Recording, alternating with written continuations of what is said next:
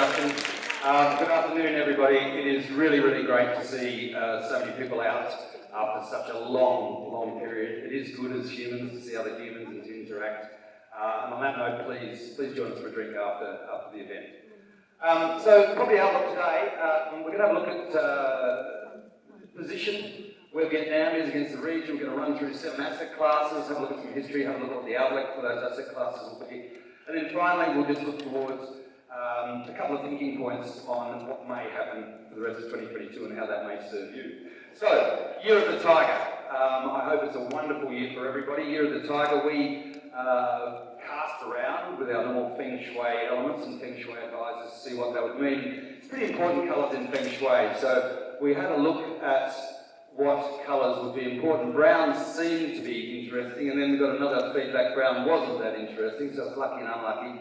Not really sure what was going on. We looked around for more colours, and then we did what everybody else does in Feng Shui, and threw it all away and found something that was sort of agreeable to what we wanted. So some of these colours, blue, fiery red, mint, green, imperial yellow, I hope that you would notice that the fiery red and the yellow are very much the Savills logo. So with that introduction to the Year of the Tiger, I wish you all the best for 2022. That's a wonderful one. Right, let's get stuck into it now, just to position things for the macro. All of this fluff you can read in the media anywhere. But some of the things I will focus on, they'll be coming up later in the presentation. In particular, CPI. Inflation is on everyone's minds. We can see where CPI was for the past year. It's pretty benign for Vietnam. The other thing that I'd also like to highlight is the urbanisation rate, 37%, lagging behind it everywhere, and it is a monster. It's a steamroller that's coming to Vietnam, and this urbanisation rate will lift, and we'll step you through that on the demographics in a little bit. Continuing on into FDI, so this is our 5-year FDI. It's a little bit blah blah, but it is very, very important on how we analyse and how we look at it. So this is 5 years worth of FDI. You can see by the industry makeup there where it's all flowing. Predominantly been in manufacturing over the last 5 years. If we go to the next slide, we can then see where last year's FDI was, and have a look at how that all breaks up. So what's really, really cool about using this, our S22 platform, is that you can chop and dice the data very, very quickly, very, very easily. What I'd like to just step through is long hand, and just what we're going to focus on is just the nature of the industry. That was one big investment into power. If we step into Haiphong, you'll also see very heavy bias on manufacturing. What I'd like to then step into is, and that's LG predominantly, have a look at the cities now. So have a look at, in particular, Ho Chi Minh, and have a look at the diversity of the FDI flows that are coming into Saigon. So we're starting to see a great diversity in there. Have a look at Back Ninh, what the manufacturing bias is there. Stepping in Back Ninh. Perhaps stepping in Back Ninh. Yep. This is manufacturing bias kicking in there as well. Okay, so then oh, this is a bit crummy actually. So I'll just change this. Should I go back? No, this.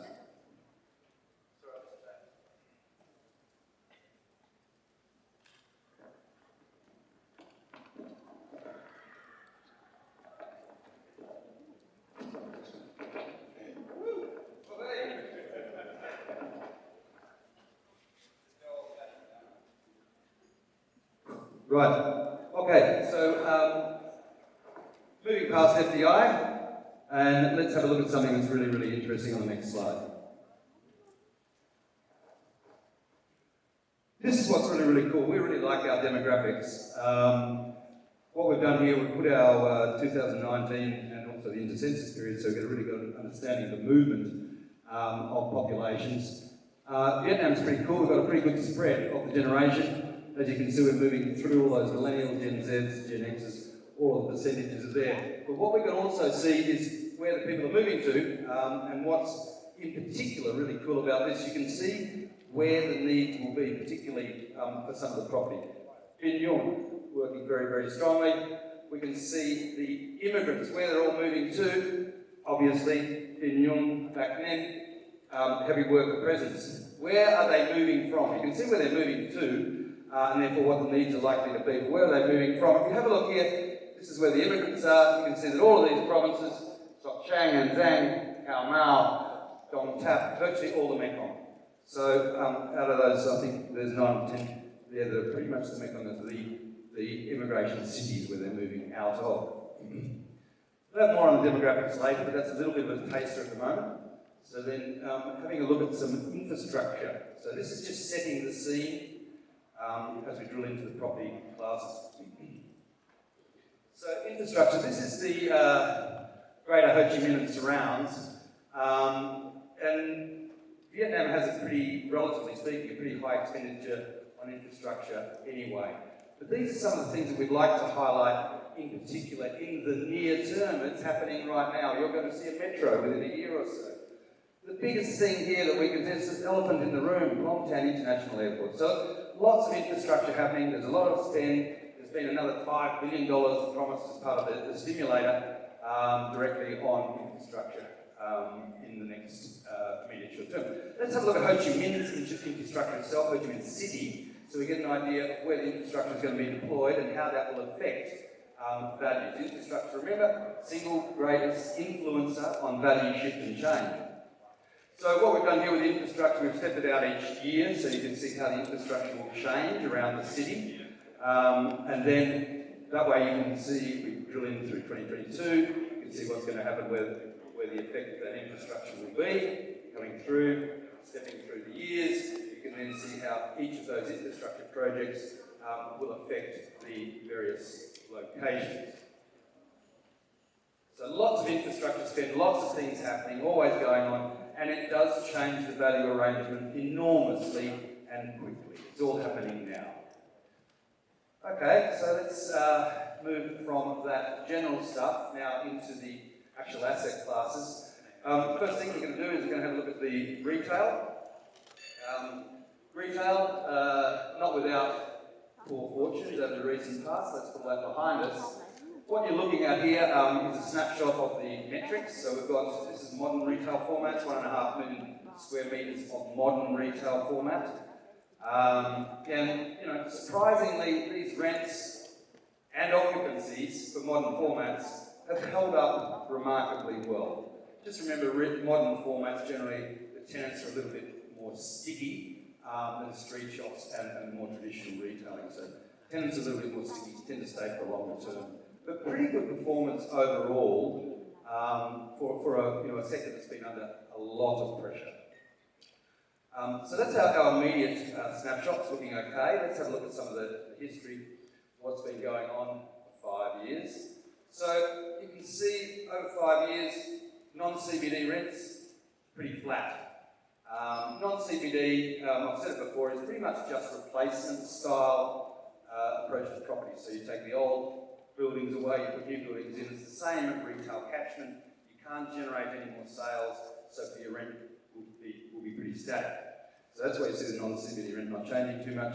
However, the CBD is monstering along. And if we go back to those infrastructure slides, you can see that the metro, amongst other major developments in the CBD, will change the layout of the CBD very, very quickly. So we've already got pressure on rents. There's not enough space for particularly lux retailers who are starting to step into the risk now. So those rents have been under a little bit of pressure. I think as we move into the outlook, let's have a look at the outlook. It's pretty good, the spatial representations for this KPI. What we can see now, looking towards the future, is where it's all happening. And what you can see is this very clearly, it's all shopping centres. So this is the shopping centres in the suburbs. It's replacing all of the old stock and it's bringing new contemporary formats to consumers. What we might do is just have a look at the active in the future. If we turn off our active and have a look at, well, there's all the active, that's what's existing at the moment. And having a look at the future, you can see that the future is starting to disperse out, obviously, around some of the more highly populated, higher density areas. So that's probably a bit of a good snapshot there of the overall metrics. Let's have a look at some of the insights. So certainly lots of pressure And it's certainly no surprise that we've seen all of these dramatic year-on-year declines in retail sales and consumption. It's all starting to step back up, and that's feeding into all of this inflation fear. Some of the vacations, or what has been vacated, F&B, no surprises there, no customers, no consumption, no sales, no rent. Let's move forward. What's moving in? So that again, fashion and sport, monstering along. Vietnam is a wonderful market for fashion and sport, particularly with that bias towards millennials and Gen Z, but as consumers want to go camping, they want to do all of this sort of stuff, and so that's going very, very well. Some notable deals there as well. We head into just some very, very quick outlook here. Stop and shops are recharging. I'll come back to this as well. Electric vehicle charging, that's happening everywhere. Retail supply along the metro lines, TODs, looking forward, transport-orientated developments. There'll be more and more high-density, better utilisation space of these around transport-orientated development. And of course, all the e-commerce that you can read about anywhere. There is good occupancy. Some of the suburban shops is very, very good occupancy. We see a lot of major international brands now having the confidence to enter Vietnam independently and go through their foreign investment enterprise. So that confidence is now there as Vietnam's consumption steps up into the future. Right, then this is going to be a recurring theme. This is a little bit of the wealth effect. This is from McKinsey actually, and what that's showing is just the progression of the consuming class as we go through time. And so more and more higher value consumers, more and more wealth, more disposable income, and therefore a change in the overall consumption patterns. Excuse me. Okay. Right, continuing on with retail. So this is our gap maps. It's a little bit of an ad. So what we're using our gap maps for is our just a little bit of power here. This is for network rollouts, catchment analysis, all these sorts of things where you need to have a lot of data and a lot of layers. What you're seeing here is Ho Chi Minh City's consuming class. This is mapped out with mobile phone use, updated every 6 minutes. We use this for our retail network analysis. So you're seeing here the consuming class. From there, we drill down into premium consuming class. This is at award level, so you can see what's in award very, very accurately. You can make your decisions really robustly with this sort of power. From there, you can head into something like this. We're looking at worker densities, how the workers are moving around the city, so you can therefore plan your locations and rank your locations. And then finally, we get to something like this, where it's all going through the metrics, and then you can see into your walking distance, your trade area, see your trade area, and then see your competitors as well. So very, very powerful tools. It's all pretty much normal now, but really, really powerful tools to leverage in your rollouts.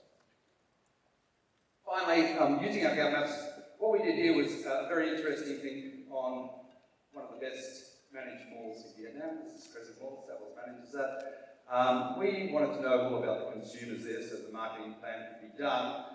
We had a look at the population, consuming class, visitation, time of day, time of week, where they're all coming from, all those sorts of metrics. What was very surprising was that 38%, the majority, came from 15 minutes away. So with that in hand, the marketing team could then go ahead and orientate their marketing more towards destination more, rather than the immediate catchment, which we thought was the initial case. So very, very interesting use of those sort of metrics to understand the market. Okay. Into offers. Okay, so office market is pretty good. Ho Chi Minh has one of the best performing office markets in the world. We have some very punchy rents. It's very hard to find occupancies at 94% A grade anywhere. $61 a metre gross space is a pretty good rent. There's not too many incentives behind that, so it's pretty strong rents, pretty viable. You can see how it's chopped up. The whole market, 90%, the $31 average rent is pretty good by any measure.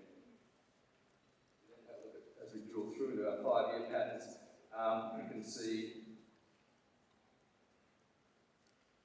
pretty static, a little bit of growth.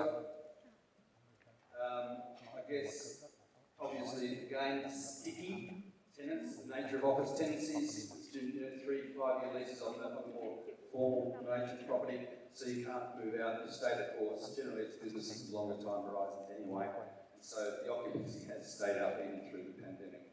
I think on the next slide will be interesting.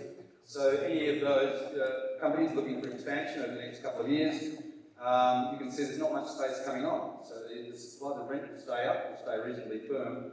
Not much supply coming on until 2024 when there's a fairly big chunk. That will be interesting. So what we can see is that there has been a steady increase of new developments. 2022, 2023, that's almost just at organic replacement levels, just a natural amount each year. But when we come up here with about 150k across all classes, that's going to be a fairly big drop into the market. I think that will cause hastening obsolescence. Some of the higher grades, better quality stuff will stay okay, but anything that's lower will tend to drift down and become obsolete quite quickly. Okay, so then heading along, I mentioned it before, regional leaders. This is pretty good performance. You can see by all of the metrics, Hanoi and Ho Chi Minh punching very, very well. They're very small office markets, compared to the regional peers, but certainly their metrics are really, really, really strong, both in occupancy and in rent. And you can see that their growth has been very, very good. So very, very strong, very good office markets, continuing to perform very, very well. What's happening in these markets? So again, to try and give you a little bit more insight and flavour, what's happening with the tenants, who's moving in, who's moving out. So across those years, percentage change by industry, ICT is the winner, distribution is the winner, and real estate's the winner as well. So we're starting to see this very big argument around the ICT industry's building, in particular, it's starting to see this demand growing.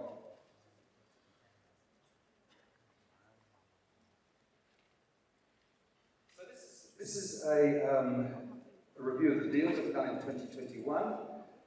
You can see that the deals aren't very big. They're not supersized. They're increasing gradually coming up. And it's a little bit of a mixed bag across the whole lot. So I guess 5 years ago it might have been 300-400 square metres as an average deal. We're creeping up to those 500, 600, 700. We're still not at the stage where we've got many 10,000 or 15,000 square metre deals. I'll come to that a little bit later on. So this is a question that keeps on coming up with the pandemic. What's happened to the nature of co-working space? Remember, co-working space is all that big deal. WeWork and everything else. And so co-working space is still a relatively small amount of the market overall. And it's occupying generally the lower grades than the others.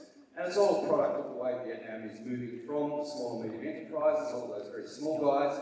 As they develop, they grow, they get more mature, then they move into office space, cheap office space, more office space, bigger office space, and so it goes on. So that's what we see with our co-working space there. Mentioned it before, A and B rent forecasts. I think the rents will tick up a little bit. Not much supply coming on in the near term. So if you have to make your rent decisions, you should be very cognizant of that time horizon. And then as you see, coming into 2024, we're starting to have a little bit of supply coming to the market.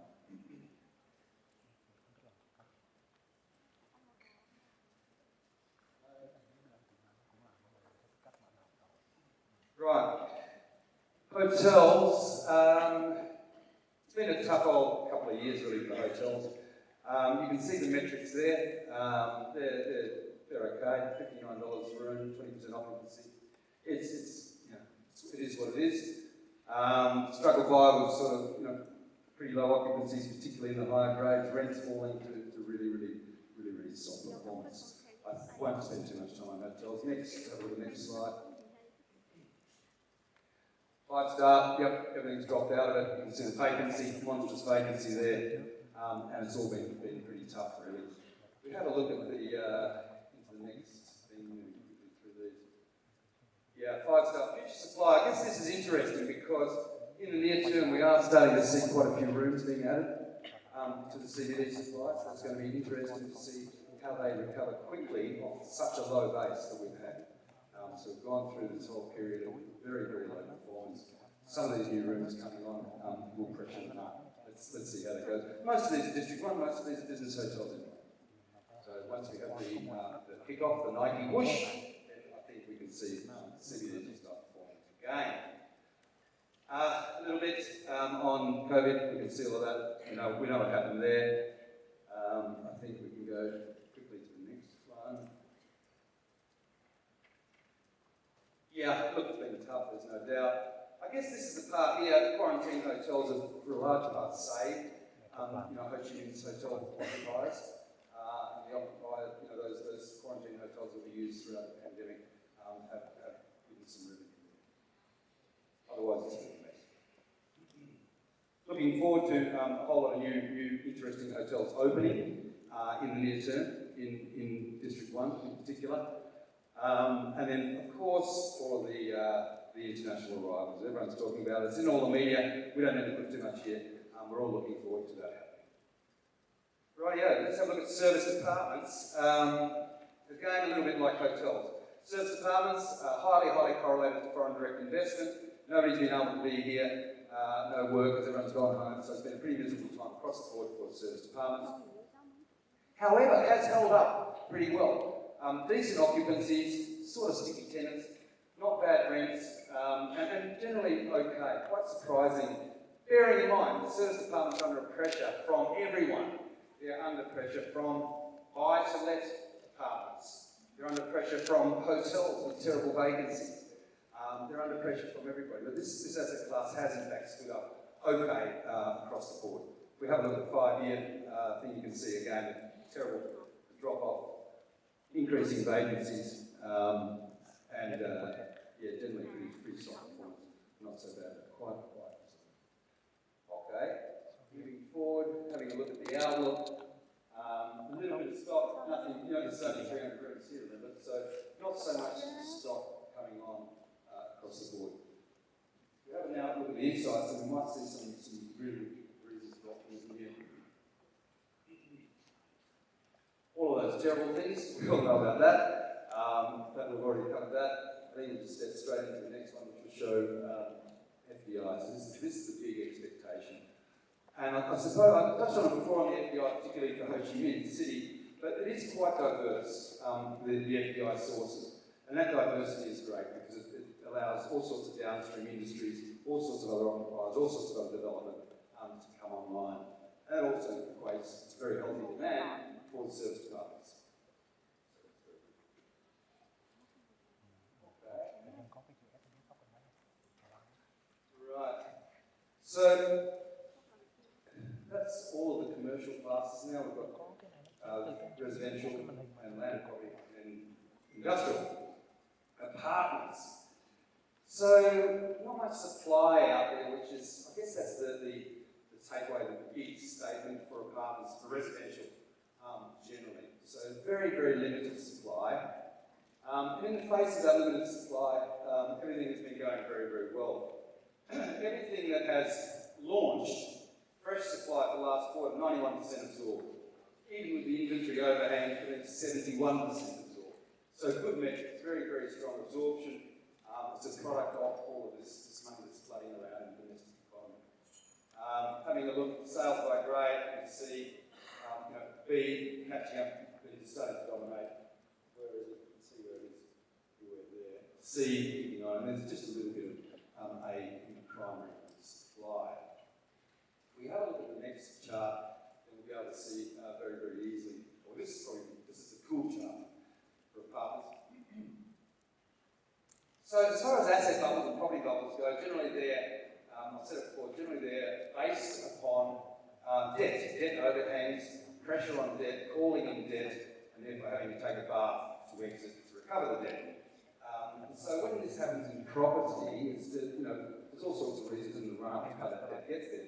But what we have here in Soho is pretty cool because we have C and B grade dominating the market. C grade is owner-occupiers. This is the mortgage bill, if you like. So that's where all the owner-occupiers are. They're progressing as the world builds up. They build more equity. they move into the B grade. So the B and the C grade drives the market, but it's also healthy because that's where owner-occupiers are. There's no speculation, there's no investment overhang, and therefore there's less chance of asset bubbles and pricing fluctuations. So that's good that we've got a dominance of B and C grade. That means pretty healthy, and a little bit of A grade starting to come on. We might just step through some of the prices. In particular, we'll come to these prices later on. The prices in here for A grade.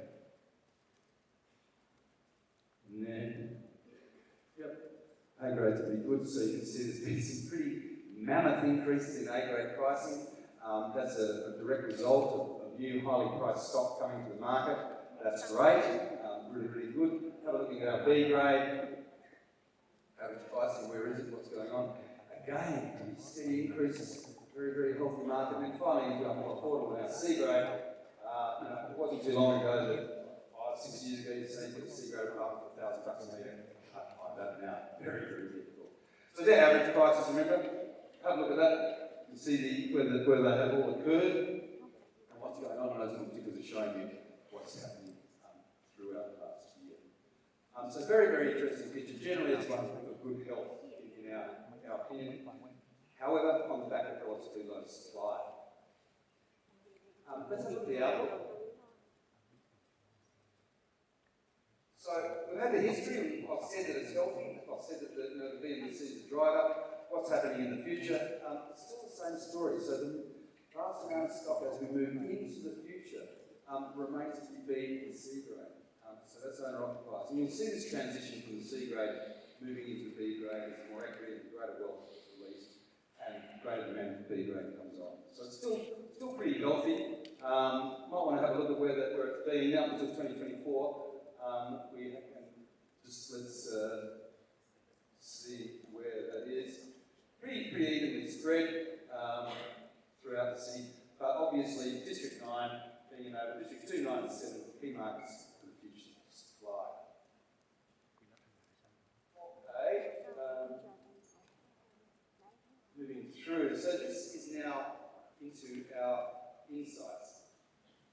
So we know that Ho Chi Minh City has had very, very limited supply over the near term, recent near term. What we're now seeing is a move out of Ho Chi Minh into these neighbouring provinces. It will become very, very clear once they come onto landed property. But what we're seeing in particular, you can see the Bin Yung prices more reasonable, Dong Nai prices more reasonable as well. A lot being pushed into those outer provinces or neighbouring provinces as Ho Chi Minh has failed to fill that supply gap. Okay, then moving forward. And this is part of the whole thing why these neighbouring provinces are very, very compelling argument. You can see the population growth, the urbanisation rate, immigration rate, all really, really strong, really, really stand out for Dong Nai and Bin Yung. On top of that, you have props for workers. You have the number of IPs, really, really quite incredible, and the number of workers. Really, really big numbers to leverage off, and therefore a really, really compelling argument as to residential development in these neighbouring provinces. Okay, finally, to the landed, and that will finish bar one. So, landed property, villa, townhouse. It's a funny metric. That's the overall metric. City of 10 million people. I've said it before. 10 million people. 395 properties for sale. It's just nothing. So really, really starved of supply. It's a little bit difficult to comment on stuff like this when there's not many sample points and not many metrics out there. So really, really, really low supply. And it's no surprise, townhouses dominating the supply, shop houses creeping on, and villas starting to come through. So townhouse, wonderful, wonderful product for the Vietnamese market. You can see a range. In developers pretty evenly dispersed there as well, so that's also good. I suppose the cool thing was as we were progressing through, prior to the pandemic, we're starting to see more and more of those townhouses, that highly, highly suitable product for the Vietnamese market being developed.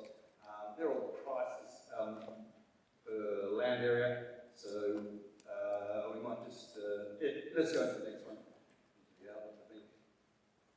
Again, what we're doing here with the landed is having a look at the near adjoining provinces, Dong Nai, Bien Yung, seeing what's happening there as Ho Chi Minh's supply in the immediate short term hasn't been able to deliver. The future supply of Dong Nai, in particular Dong Nai, has wonderful infrastructure, has large, robust developers, creating wonderful sense of place with really, really good master plans. So, you know, these sort of things highly, highly suitable.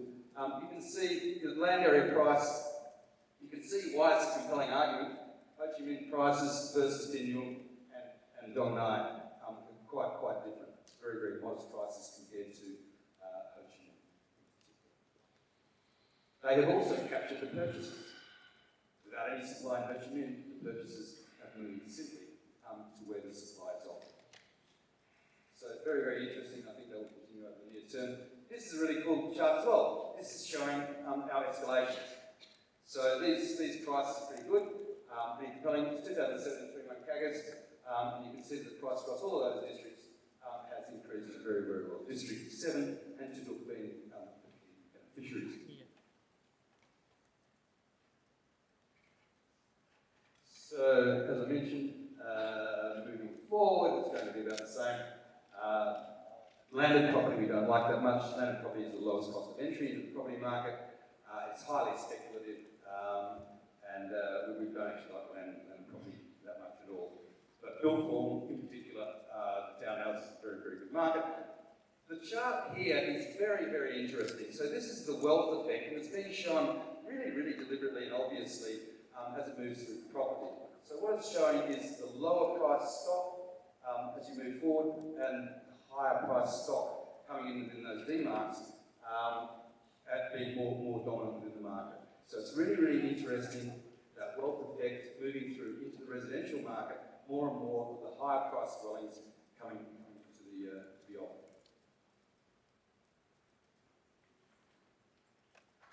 Yep, again, there's a price comparison. You can see it very, very easily. Very, very affordable products in neighbouring provinces, and they've got the supply. Quite a bit of stuff coming on in Dong Nai, Bien Yung. Let's see how Ho Chi Minh City goes on the supply side. Okay, industrial. Not going to spend too much time on industrial. John has just come out with the industrial white paper. He launched that only 2 months ago. That's got a whole raft of metrics, all sorts of whatever you need to know comparisons for industrial. So we're not going to spend too much time. Please have a look at John's industrial white paper recently published. What you're seeing here is a national IP overview. What might be interesting is, can we just click on the prices thing so we can get the price there and have a look at the price. See Hanoi City and Bien Yung on the prices to the land as you come down. They're probably a bit higher than when they first gathered as well. So overall snapshot, there you go. Everything is very, very well occupied. Let's have a look at the next one, which probably isn't in John's white paper. This is looking at supply. So we've had a fairly good run on industrial prices recently. They've gone very, very strongly, 20, 30, 40, whatever you want, %, depending where you are. What we do have is a fair bit of supply coming on, or available to come on in the near term. Industrial can be converted pretty quickly. It doesn't take much to get it up and going with the infrastructure. But there is a fair amount of future supply available throughout Vietnam. If we have a look at 2022, where that future supply is, please aim and then step through where it is. Bien Yung, step through the years. As you step through the years, you can see pretty diversified, Long An starting to come on. Then finally Bien Yung, and then finally variable Tao has a fair amount of supply in the future. So I guess this is tempering a little bit of all of this hastened, out of control demand, China plus one, everything else. There is a lot of supply out there. It's just how it is brought on, how the developers will deliver that. Okay, so I think that's probably that for now. Okay, so that's our asset classes for now.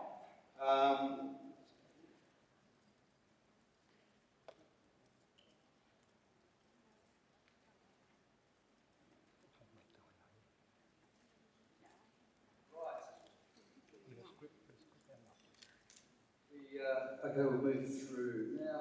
Right, yeah. So this, you may have seen this picture in VN Express, lovely picture. It won the Sony Award. Why I've chosen it, I think it's particularly relevant to property and to all the property professionals. Talking about the 36 streets and the planning of Hanoi, how it evolved around the 36 streets. We all know they'll be there in another 100 years, they're not going to go anywhere, that's fine. This is also looking at the urban landscape. So we've got the infrastructure, this is on the main road into Hanoi, the bike road. We've got the 2-storey, 2 lanes, ugly infrastructure that has been beautified, has been made more elegant. And of course you've got the street vendor as well in there as the final attention. So it's very, really cool photo. Anyway, that was just a break. So we had some mention, only a few more slides for those that are still breathing, and then we're out. So I had some mention about the prime residential and our prices. Savills Prime Residential, we have our own global team. They're doing branded residences across the world. They come out with this publication only very recently, February. So what's shown across 30 cities, global cities, everything in the sample, an average of 3.2%, which is pretty cool across 30 global cities. So everything's going pretty well, and you can see the reasons they're reopening. Whether it's expatriates returning, whether it's the arts and the entertainment, all these sorts of reasons for the return of high quality property. I suppose there is a fear of rising interest rates, certainly, and I think there is a little hope for Paris and Hong Kong. There's still expected to be negative returns over the short term. Where does Vietnam sit in that?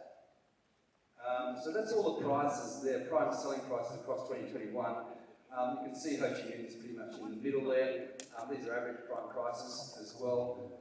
I'd expect that Hanoi will come up a little bit, particularly after the Ritz-Carlton sales, $22,000 if not more, in Hanoi recently. So we're sitting okay across all of those global cities, which is very interesting. We have a look at some of the other prices out there. So we had a look at some of the other things that are affecting and touching property. This one's very interesting. World Economic Forum, having a look at their risks. This is over 1,000 global leaders were surveyed. I wanted to see what was going on with the risks for property. You can see what they have highlighted there. In particular, what was very interesting is over the short time frame, extreme weather and climate. So really top of mind for all of these experts. So interesting to see how that will touch our property as we move forward. So this comes straight to the climate and concerns over environment, and it's ESG, environment, social and governance. So this is now really gathered pace and momentum. It was once just a tick that box, here I've done the ESG. Now it is a pre-requirement. Now the occupiers are requiring, investors are requiring ESG compliance. So very real, and it is mandatory. By 2024, any listed entity will have to be reporting on their ESG compliance. And so this goes to the very core of the climate and environment concerns. ESG reporting, it's out there. We at Savills, we take it very seriously. We've got a whole lot. We're doing all of the electric charging in all of our buildings, a little bit fast.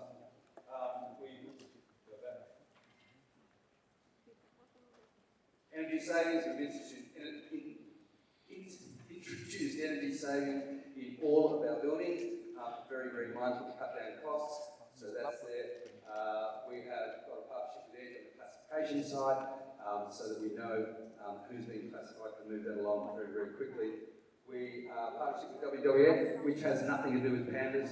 This is Earth Hour, this is turning lights off, being more conscious of your energy usage.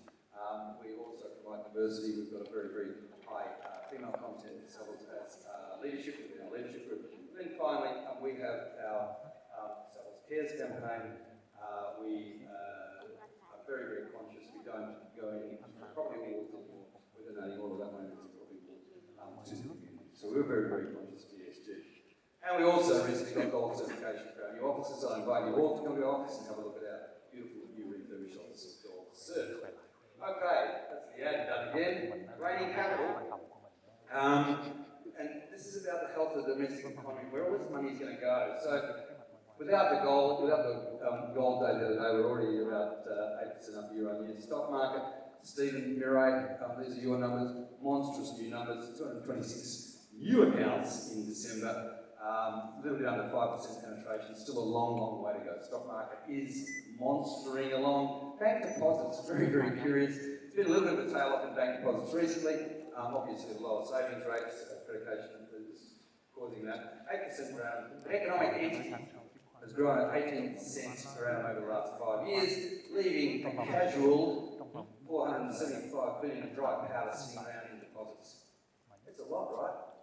It's a lot of money just sitting there in deposits. So we've got the gold, we've got the stock market penetration. Inflation has to be mentioned.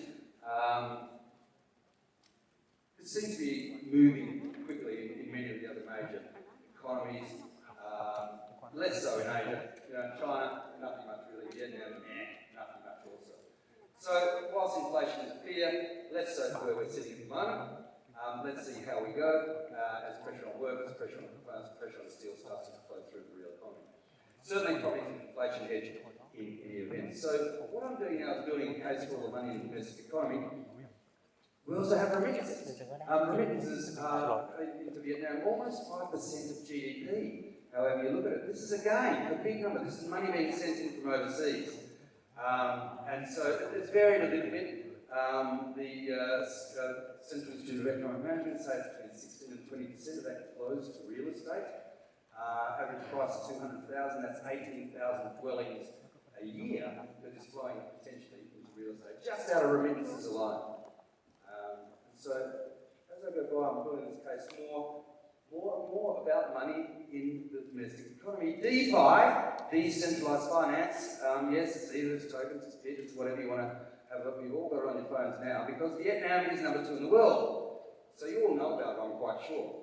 So this is, again, money flying around.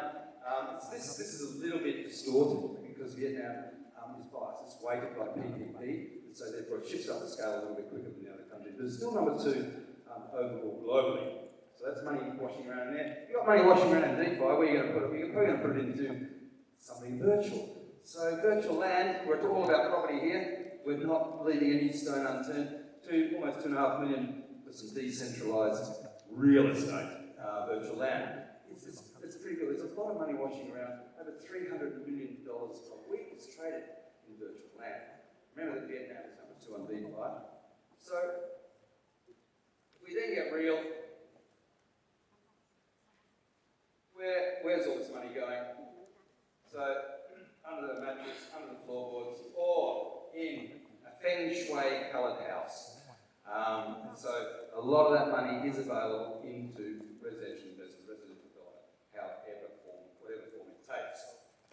Having a little bit look around to reinforce the investment thesis behind that, and we're coming back to these demographics again, just because Vietnam's demographics are so wonderful for residential development. This came out by The Guardian. It's about China's dismal situation, ageing population, almost neutral birth rate, nothing positive. Have a look at Vietnam, still going very, very well. It's a really, really compelling case on growth. We've got the urbanisation rate, 37% is wonderful, but it seems Vietnamese are still doing the duty. There's still a lot of population being added each year as it goes through, which is demand for residential real estate. Having a look a little bit further afield, so we've looked at residential pretty heavily. Now we're having a look at some of the commercial side, having a look at the occupiers and thinking what's going to happen in the future. So, remembering that Vietnam's 40% GDP is small, medium enterprises, 90%, pretty good. Insurance, a little bit hard to get the numbers on this, but it's had very, very strong growth. Around 16% in revenues, that's revenue alone. You think underlying insurance opening up is also very, very strong growth as well. Technology, 5,600 new digital firms. Many personnel, not really sure about that, but certainly big numbers. What's happening with all of this and what these management occupiers? They're changing. This is all recent funding here. I love what 500 startups say about Vietnam. And that's because Vietnam can become a technology hub, not just in Southeast Asia, but across the emerging world. I think it's beyond the emerging world. I think it's very, very big opportunities. The nature of the occupiers of office space these days, Microsoft, Lazada, and of course, this is a really good case study. Momo, starting off with probably a couple of thousand square metres across the city in disparate buildings, now almost 7,000 square metres consolidated in one room. So let's do that deal. Having a look now, final slides. Wisdom of the crowds. So what we did to have a look into the future, to see what would most affect your 2022, was we canvassed all of these consensus builders. And so it's all of these guys that have gone around, got their 300 different feedbacks, all the different reports. It's well over 500 we've used as a consensus. We've then gone through and had a look at the most topical things, the ones that are the most popular in the property side. That comes down to very simply 6 things most compelling for the property market in 2022. Climate change. I've mentioned ESG and climate change and how that will become very, very real and needs to be on everyone's agenda. Inflation, less important in Vietnam, but certainly something across the globe that's rearing its ugly head. Can be good, can be bad. Let's see how monetary policy works with that. Technology, we already understand what's going on in Vietnam with the tech space. It's really rapid, it's really fast, it's really urgent, it's ambitious. So this is really good for Vietnam. We then have our geopolitical. It's never going to go away, whether it's Ukraine or Taiwan, it's there, it'll always be hanging around. So far, Vietnam has been a net beneficiary of all of these geopolitical tensions, and probably looks like it will be moving forward. Workers are interesting, whether it's workers going back to work, working from home, whether it's workers in IPs and their housing. I think there's many, many opportunities to leave the off of work argument for 2022 development. And then finally, supply chains, we know all about those, read more about those in John's industrial white paper, but certainly supply chains, decentralisation, regionalisation, nearshoring are now all common vernacular. So that's finally, and that's the conclusion of today's presentation. So I'd like to thank you all very, very much for coming out today. It really is wonderful to see everybody, to have human interaction, and also just to see that everybody's getting back to normal in their working lives. So thank you very much. I'd like to wish you all on behalf of Sal's a wonderful Year of the Tiger. I hope it's excellent for everybody. Please stay behind and join us for a drink. It'd be lovely to see you. Well done.